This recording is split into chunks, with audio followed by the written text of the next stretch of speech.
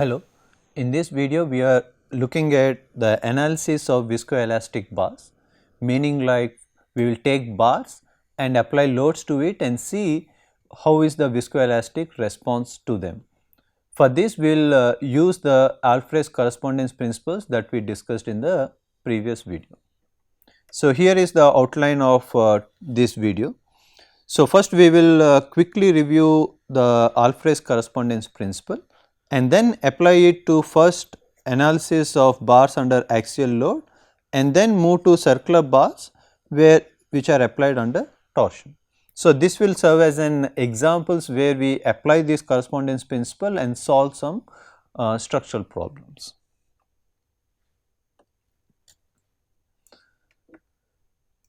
So, let us review the Alfresh correspondence principle.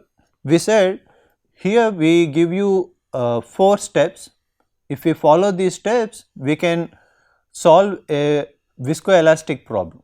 So, the first step is solve the problem using elasticity. So, once we get the solution for this problem in the using the elastic solutions, then we will replace all variables by the Laplace transform.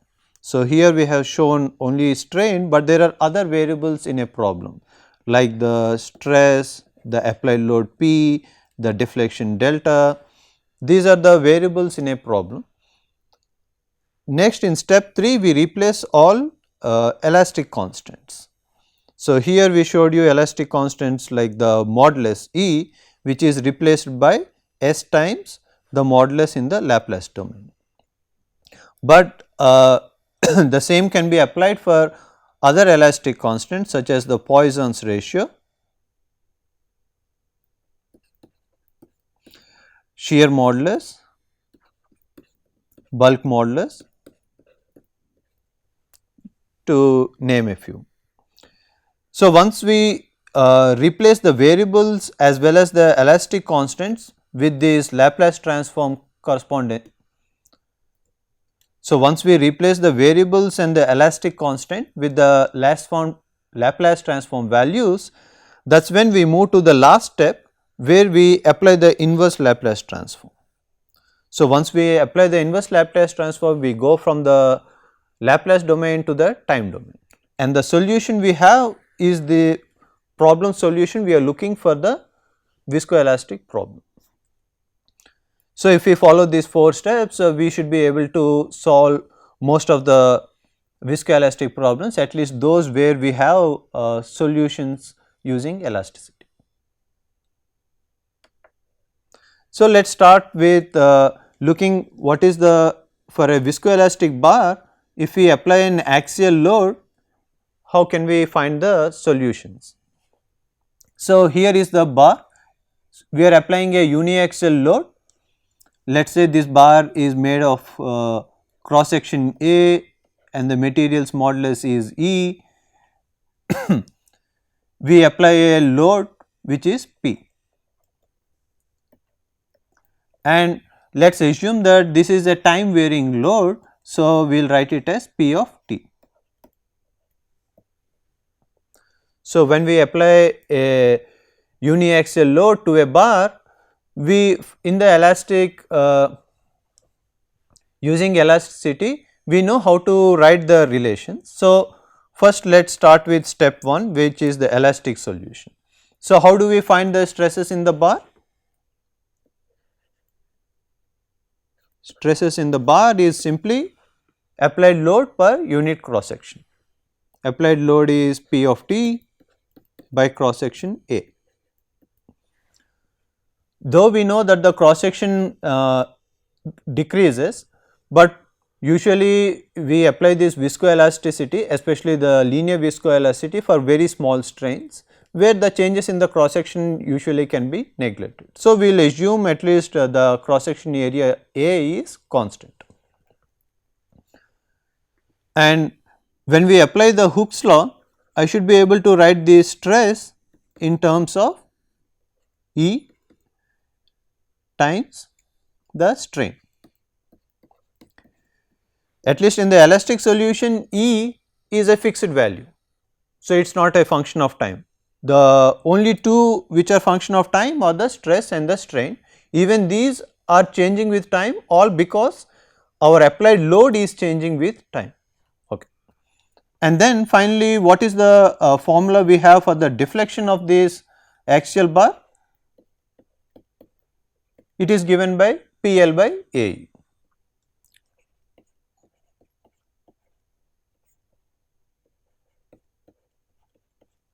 Okay. So, usually you will see in other problems as well, we do not like to have most variables in the denominator. So, instead we want to have these variables in the numerator. So, for that reason, instead of having E in the denominator, I can move it in the above by replacing E with compliance. So, P of T L by A times D, where D is the compliance or 1 by E. Okay. So, these are let us say 3 equations we will focus on for the bar under uniaxial load. So, now let us go to steps 2 and 3.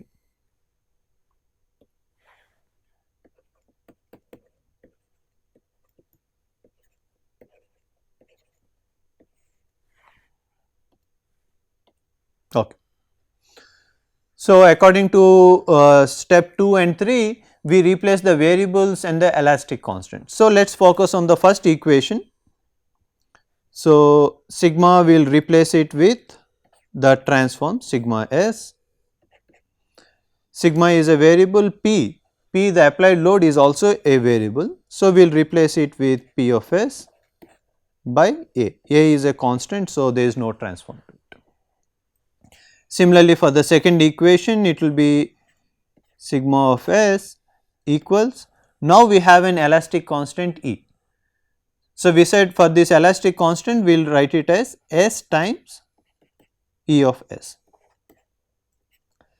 and epsilon is a variable. So, we will simply write it as epsilon of s. Okay. And now, let us come to the third equation, delta of s. P is a variable, we will replace with P of s, L is a constant, A is a constant, and D will represent, since it is an elastic constant, we will replace it with S times D of S. Okay. So, what we have shown here is simply we applied these steps 2 and 3 of the correspondence principle, where we replace the variables and the elastic constants. And now we can go and apply the last step, which is step 4, the inverse Laplace transform, to find the solution to these 3 equations. But before we do that, let us write it in a more simplified fashion for the last equation.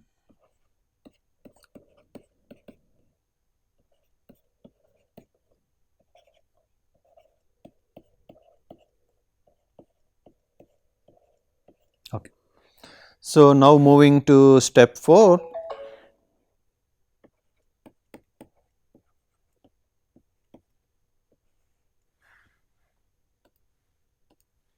Okay. Now, let us see what is the inverse Laplace transform to sigma of s. It is simply sigma of t, 1 by a is a constant, and then what is the inverse Laplace transform to p of s? Again p of t. Okay. So, what did we get? So, once we started from this sigma of t is equal to p of t by a, after all these we ended up with the same equation. So, what does this tell us? This tells that in an equation, if you do not have any of the elastic constants, like in this first equation we only have all of these are variables, sigma and p are variables and a is a constant, we do not have any elastic constant here. So, if there are no elastic constants, we will end up with the same formula. But now, once we move to the second, that is when we see the solution will be very different. So, now let us apply the inverse Laplace transform. So, it should be sigma of t, but now we have this s times product of two functions. Now again we can apply this convolution integral to write this as integral 0 of t e of t minus u d by du of strain written in terms of u and du. Okay. So, this is simply the definitions we have studied about the convolution integral. So, using that we are able to write this inverse Laplace transform. And now if you notice the elastic solution which is shown here and the viscoelastic solution which is shown here, they are very different. The reason is because we are following this procedure, and because of the viscoelasticity we do not expect to see the same solution, especially when there is an elastic constant in the equation. Now let us apply the same to the last equation for the deflection. Delta of t is L by A. Again we see it is written in terms of S times P times D in the Laplace domain. So, we can invoke this convolution integral to write it as 0 of t d of t minus u and derivative of the load times d. So, essentially now we are able to show you the solution for the stresses in the viscoelastic problem, and we also show the viscoelastic solution to the deformation in the axially loaded bar. But mind you, though we have a solution in the time domain, this is in the time domain, we also have a solution in the Laplace domain.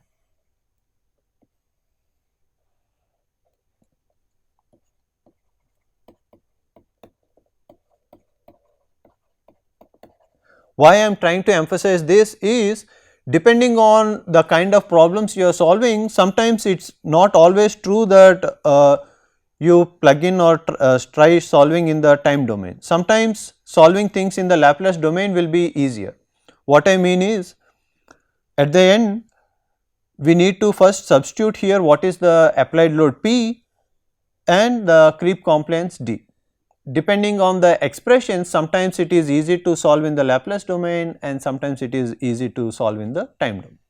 With few examples we will see how we will use this equation, and we will also see instances when solving in the Laplace domain is easier than solving in the time domain.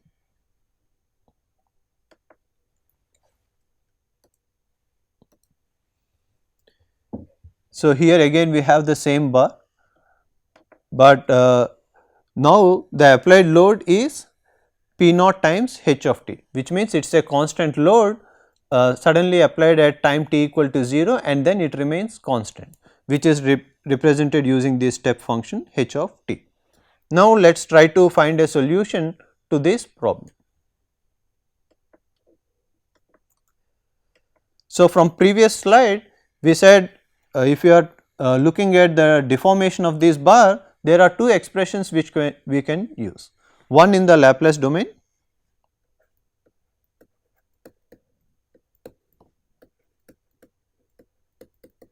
and the other in the time domain.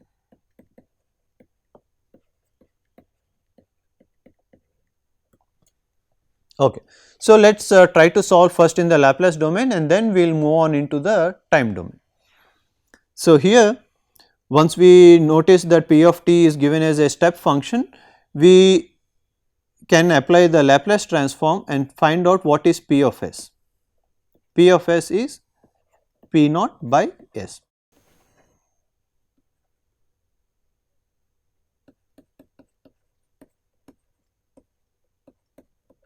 Laplace of the step function is simply 1 by s, that is what we have used to find out the Laplace of the input P of t.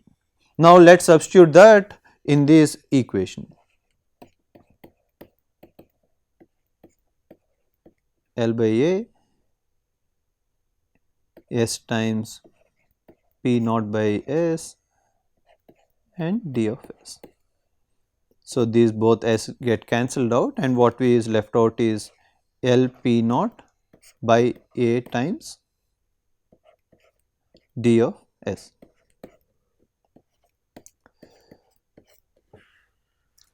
Now, I can apply the inverse Laplace transform to find the deflection in the time domain.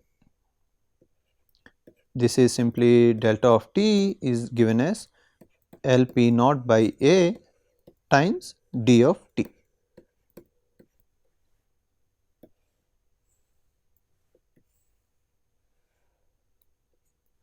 Okay. So, the deflection delta is given in terms of the creep compliance d. Now, let us see how we can use this integral to solve the same problem. L by A, now I will still keep this d of t minus u, but substitute p of u.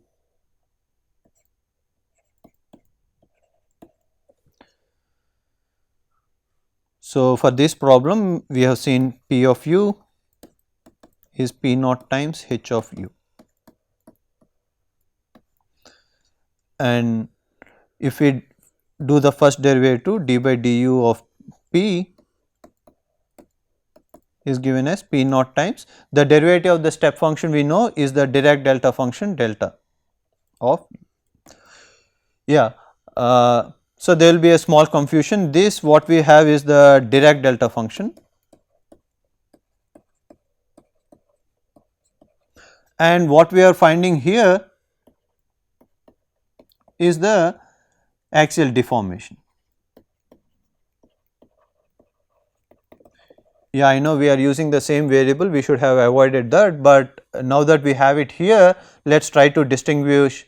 We have this deformation on the left hand side of the equation and the Dirac delta on the right hand side of the equation. Okay. So, d of t minus u times p naught is a constant, so I can take it out of the integral times the Dirac delta function u. Now, we can apply the shifting property of the Dirac delta function.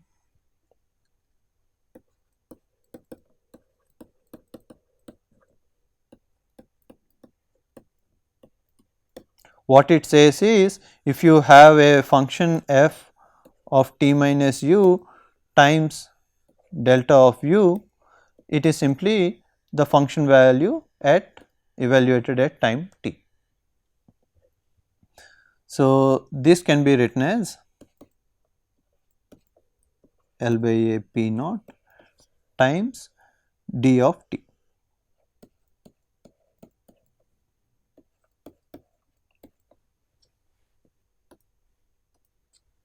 So, this is the expression we got using the integral form, and this is the expression we got by starting from this Laplace domain. So, we see of course, the solution should come out to be the same because we are solving the same problem. It is just that where we applied this the given load and the creep compliance. In this particular example, we only applied the applied load.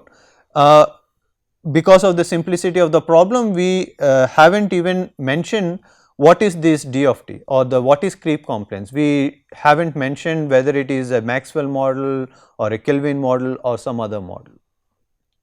But in the next problem we will see, we will be able to solve the problem only once we mention what is the expression for this creep compliance. So, here is another example where we say the load P of t is given as P naught times t, and here we are considering the Maxwell model. So, we again start with trying to find the deformation delta. We have one formula in the transform domain and the second formula in the time domain. In this example, we will follow the second formula because we will see that is more convenient for us to solve the problem. But let us see why it is difficult to start from the Laplace domain. So, now if P of t is P naught of t, what is the Laplace of this? So, Laplace of it will be P naught by S square. So, in other words, what I am trying to say is Laplace of t is 1 by S square. So, we use that formula, and here I should be able to write this as L by A S of P naught by S square d of S. So, we can cancel out this with one of the powers. So, we end up with L P naught by A times d of S by S. So, we notice that we have an S in the denominator, and then there is another transform function d of S. So, solving this, doing an inverse Laplace of this is not trivial or straightforward. It becomes the problem, trying to solve this problem becomes more tedious. So, now let us focus on the deformation formula. We have it in the time domain in terms of this integral.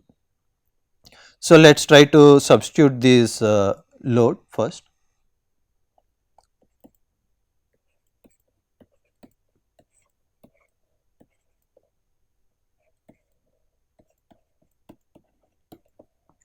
Now that we know P of u is P naught times u, the first derivative d by du of Pu will simply be P naught.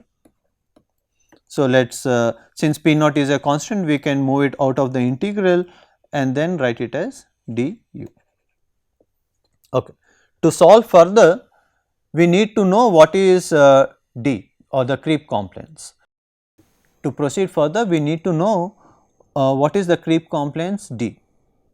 Since we know this bar follows the Maxwell model, we should be able to find out what is the creep compliance for a Maxwell model. From our earlier discussions, this is the formula we arrived at. It is simply T by mu plus 1 by E. Now, let us substitute this in this. So, how will we do? D of T minus U will be T minus U by mu plus 1 by E. So, let us continue here. So, this equation will be L P naught by A integral. Now, I will replace this d of t minus mu with this expression here, t minus u by mu plus 1 by E times d evaluated from 0 to t. So, this is now simple integral formulas.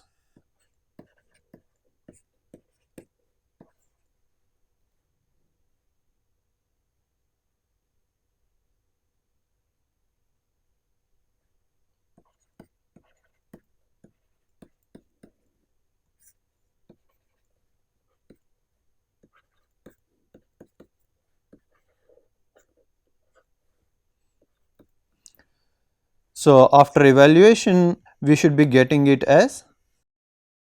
So, once we evaluate this, we should be able to write this as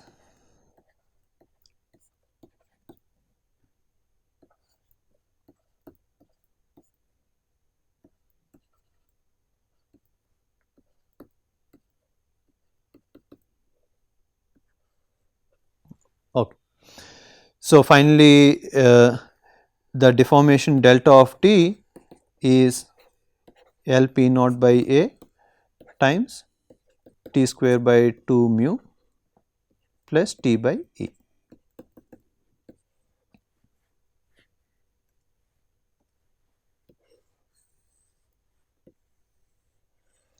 So, we are able to get this solution by plugging in or considering the Maxwell model, which helped us to write what is the relation for the creep compliance. Once we plugged it in, we should be able to find this viscoelastic solution for the deformation delta of t. So, now we have been discussing about a bar under uniaxial load.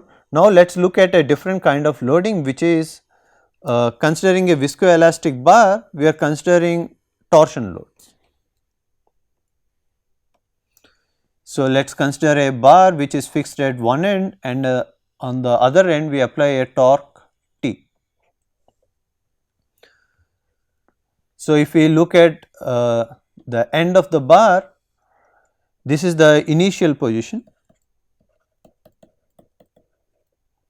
and this is after applying torque.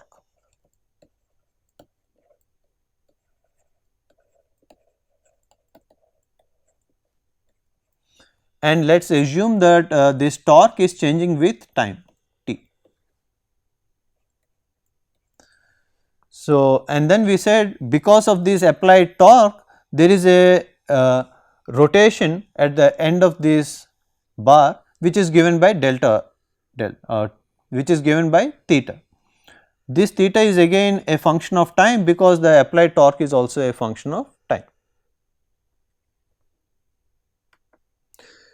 So, to solve this viscoelastic problem, we will again use the correspondence principle, where the step 1 is to write the elastic solutions.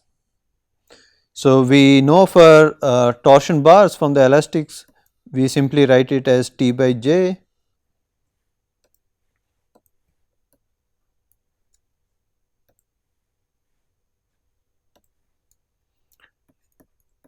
T by J is shear stress tau by R. R is the radius at which from the mid axis point from where we are looking at the stresses. G theta by L. So let us define few of these constants. J is the polar moment of inertia, G is the shear modulus. In a while we will come to this third quantity. So let us write the elastic solution for two quantities, one to find the shear stress and other to find the angle, rotation. First, starting with the shear stress tau of T, from this equation we should be able to write it as Tr by J, but torsion T is again a function of time, R is we are looking at a point R which is fixed by J. And the second equation we will look at is the rotation angle theta, which again from this bottom formula should be able to write it as TL by JG.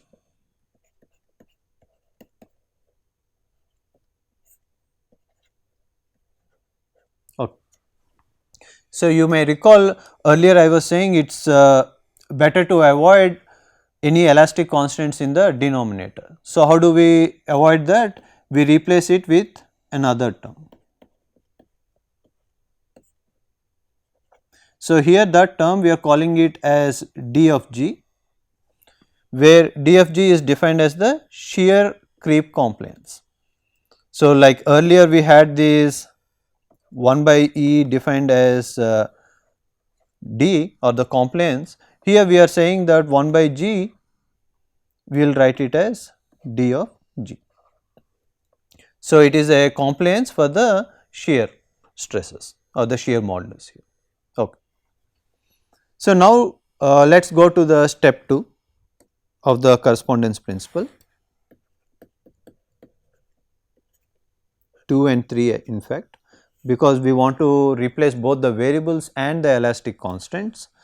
So starting with the first equation, we replace it with transforms.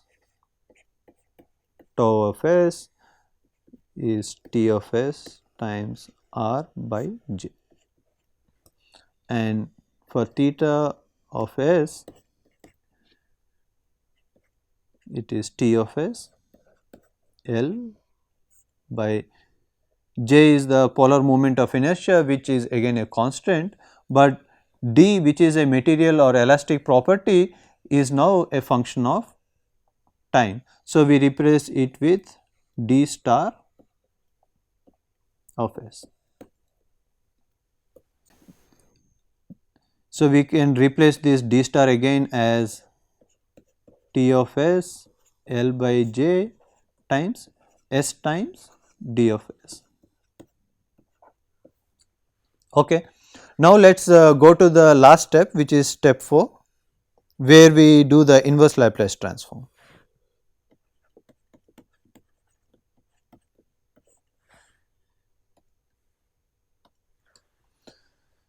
So, here the shear stress is given as T r by j, which is exactly same as the solution for the elastic problem. The reason again is because it does not have an elastic constant. But now if we look for inverse Laplace transform for the angle theta, now we notice that it is in the form of s times product of two functions in the Laplace domain. Now we can use the convolution integral to write it as L by j times g of t minus u times d by du of the applied torque d tu times du. So, this formula should help us find what is the rotation angle theta for the viscoelastic problem. Now, let us do a very small example to quickly apply these equations and see how they are used.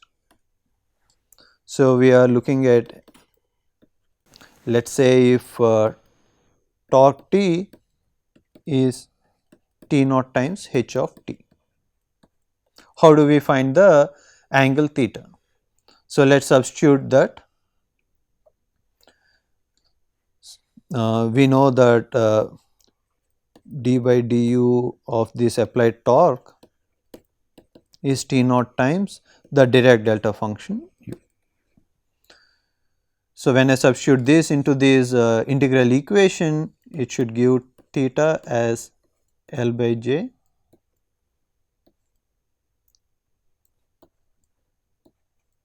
d of t minus u times the Dirac delta function delta of u times du. Okay. And again once we have this Dirac delta function times another function, we can use the shifting property of this Dirac delta function, which by which we get this delta of t is L by j times d of t.